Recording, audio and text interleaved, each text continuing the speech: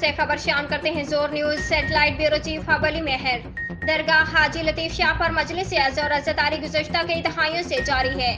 آئندہ بھی عزاداری اور مجلس اعزا سے ہمیں کوئی نہیں روک سکتا۔ علامہ مقصود ڈوم کی درگاہ حاجی لطیف شاہ پر مجلس اعزا اور عزاداری گزشتہ کئی دہائیوں سے جاری ہے۔ آئندہ بھی عزاداری اور مجلس اعزا سے ہمیں کوئی نہیں روک سکتا۔ علامہ مقصود ڈوم کی وحدت نیوز شکارپور۔ درگاہ حاجی لطیف شاہ شکارپور میں قائم قدیمی علم پاک غازی عباس علمدار علیہ السلام کی پرچم کشائی اور سالانہ مجلس اعزا کے انعقاد کے حوالے سے جو مومنین کرام پہنچے، ایک شرپسند ملا نے اپنے خطابیوں کے ساتھ مسجد اور درگاہ کی چھت پر اینٹ اور پتھر رکھ کر عزاداروں کو ہراساں کرنے کی کوشش کی۔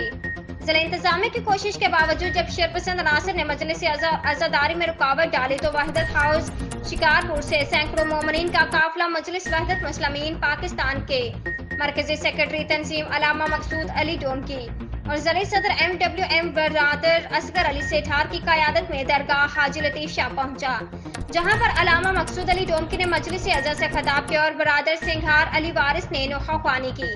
مجلس اعزا اور عزاداری میں سینکڑوں عاشقان اہل بیت شریک ہوئے۔ اس موقع پر خطاب کرتے علامہ مقصود علی ڈومکی نے کہا کہ صدیوں سے قائم درگاہ پر غازی عباس علمدار علیہ السلام کا علم اور سالانہ مجلس اعزا میں رکاوٹ کسی صورت قبول نہیں۔ مومنین نے جرأت و بہادری سے درگاہ حاجی لطیف شاہ پہنچ کر مجلس اعزا بھی منعقد کی اور نوحہ خوانی اور عزاداری کر کے شرپسند عناصر کو شکست دی ہے۔